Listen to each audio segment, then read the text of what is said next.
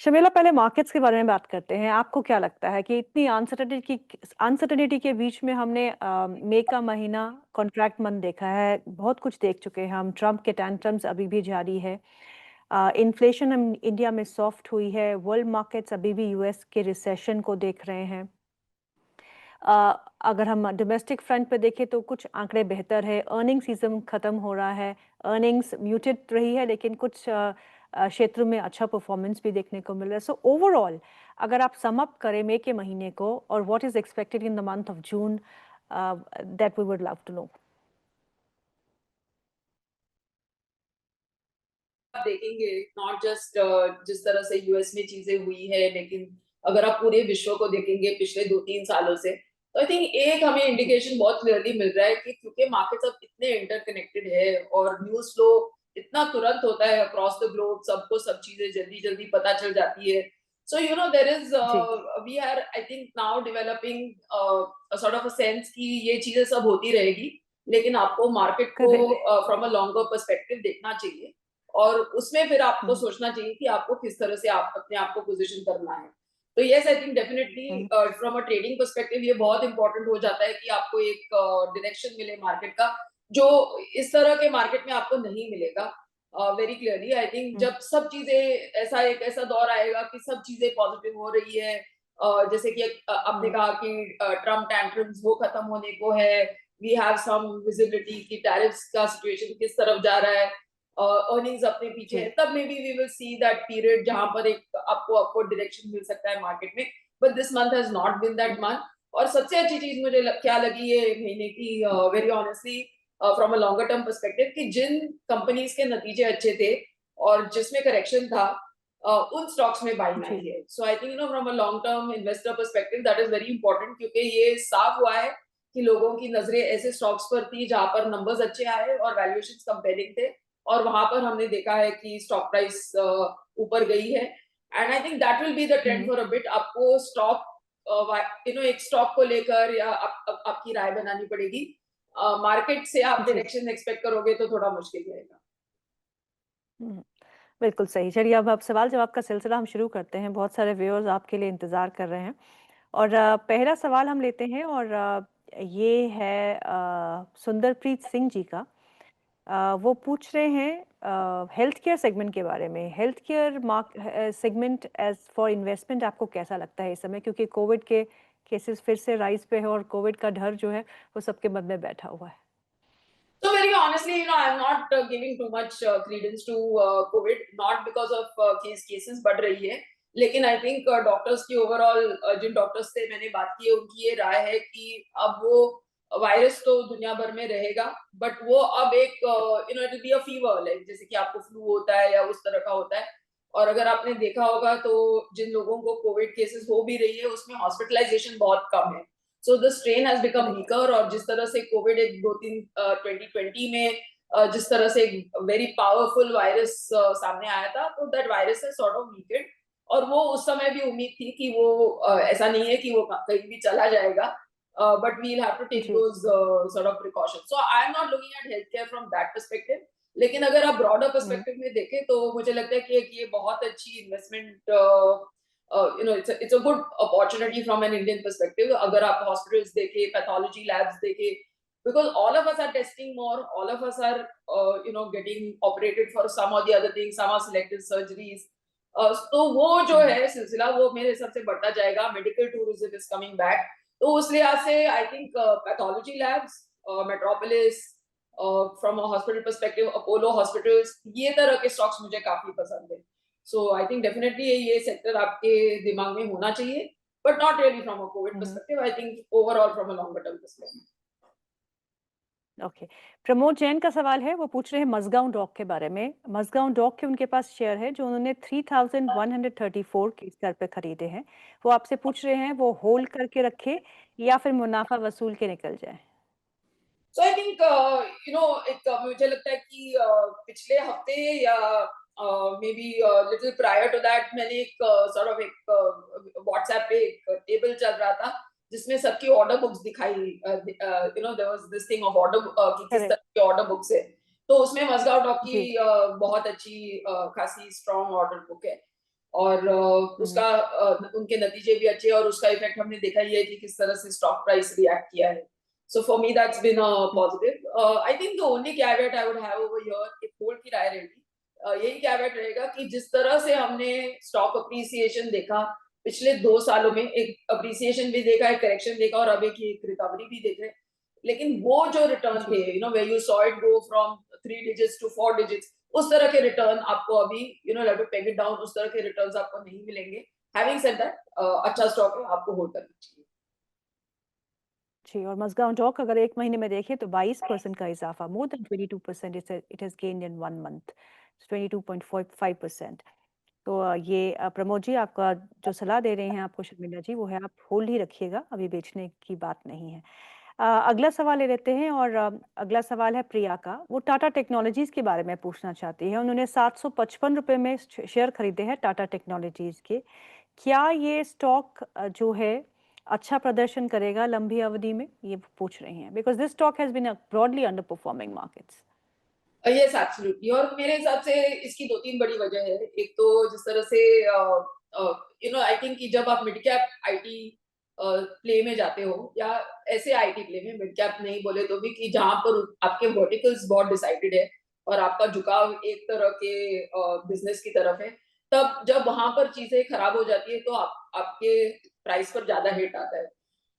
लेकिन जब करेक्ट। अच्छी चीजें होती है, then your price also reflects that enthusiasm और ज्यादा ऊपर चला जाता है. सो आई थिंक अब काफी नेगेटिव प्राइस में है. ओवरऑल जो मैक्रो एनवायरनमेंट है वो थोड़ा अनसर्टेन है आईटी का. लेकिन अगर आप टाटा टेक का देखें और अगर आप उनके वर्टिकल देखें, तो आई थिंक जो ऑटो सेक्टर है, या जहां पर इस तरह के where we will see such technology being use more and more, तो वो हम महसूस कर ही रहे हैं कि कितना आज आप गाड़ी खरीदते हैं या कोई इस तरह का मशीन खरीदते हैं, तो उसमें उसका आईटी बेस कितना स्ट्रांग रहता है. तो उसके चलते मुझे जी। लगता है I like Tata Tech actually. तो मेरे हिसाब से उनको बने रहना हुँ। चाहिए. ओके। पुष्पेंद्र पंडित जी का सवाल है और ये सवाल है संवर्धन मदरसन पे। उनके पास 500 शेयर है जो उन्होंने 161 के भाव पे लिए हैं। आपसे जानना चाहते हैं क्या करना चाहिए? So this stock has been a little of a disappointment for me, very honestly. अच्छी कंपनी है, हुँ, लेकिन क्योंकि जब आपका ग्लोबल प्रेजेंस इतना बढ़ जाता है ना, तो कभी-कभी क्या होता है कि जैसे कि अभी ये टैरिफ की चीज चली, तो फिर ये हुआ कि विच जी। Are the export facing firms, किनकी फैक्ट्रीज ओवरसीज है, किसके ऊपर इसका असर हो हुँ, सकता है. तो ऑब्वियसली संवर्धन वर्धन का नाम आ गया. तो ये सब चीजें चलती हुँ। रहेगी, बट बेसिकली अच्छी कंपनी है, तो मेरे हिसाब से उनको बने रहना चाहिए. जी, और आज इसके नतीजे भी हैं और आज बोनस पे बैठक भी होगी, जिसके चलते एक अच्छा मोमेंटम इसमें बना हुआ है। 2022 के बाद पहली बार कंपनी जो है बोनस पे विचार करेगी। हालाँकि it has been a good bonus stock. बहुत सारे बोनस इन्होंने पहले भी दिए हुए हैं। चलिए अगला सवाल ले लेते हैं और अगला सवाल है अनीस अहमद जी का। वो पूछते हैं मैडम फ्रेश एंट्री के लिए कोई ऐसे स्टॉक्स जो आपकी लिस्ट में हो लॉन्ग टर्म के लिए? Interesting question. तो आई थिंक 2-3 तरह से आप मार्केट को देख सकते हैं. एक तो जैसे कि मैंने कहा कि आपको आप थीम पकड़ के चल सकते हैं कि क्या आपको लगता है कि कौन से सेक्टर्स है और क्या चीजें हैं जो अच्छी चल सकती है. तो मेरे हिसाब से एक अंडर हुँ, परफॉर्मिंग सेक्टर एफएमसीजी रहा है, बिकॉज ओवरऑल जिस तरह से चीजें रही है, we not seen that volume growth etcetera. अब मॉनसून की शुरुआत है तो रूरल रिकवरी एक्सपेक्टेड है. तो इसके चलते मुझे जी, जी। गोदरेज कंज्यूमर काफी पसंद है, और उसके साथ साथ टाटा कंज्यूमर काफी पसंद है.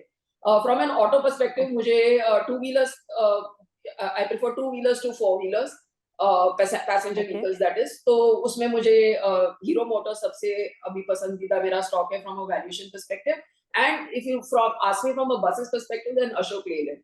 तो मैंने आपको 4 स्टॉक्स तो ओ दे ही दिए कि जिसमें आप एक हुँ, निवेश करके आपका portfolio should you can make a start. Correct.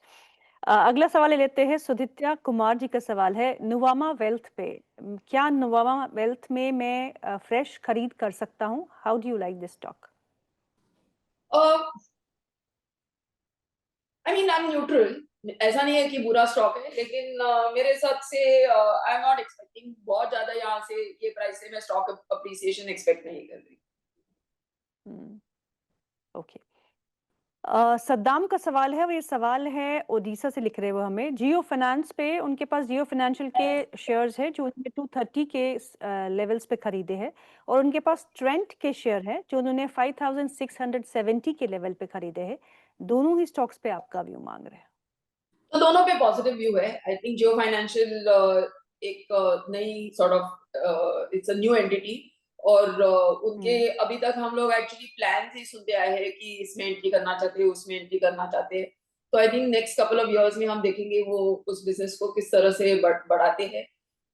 But you know given कि द फैक्ट कि मैनेजमेंट ट्रैक रिकॉर्ड उनका इतना स्ट्रांग है, रिलायंस ने जहां कहीं उनके जो नए बिजनेसेस शुरू किए हैं, वी सीन की ग्रोथ अच्छी आई है, whether it is telecom, whether it is retail, and now we have Jio Financial listing separately. So I'm positive on the stock, हम्म। और मेरे हिसाब से अगर वो लॉन्ग टर्म इन्वेस्टर है तो बने रहना चाहिए। Coming to trend again, I'm hmm. very positive. You know, we spoke a little while earlier about consumption, तो मुझे लगता है कि वो एक अच्छी थीम है ही।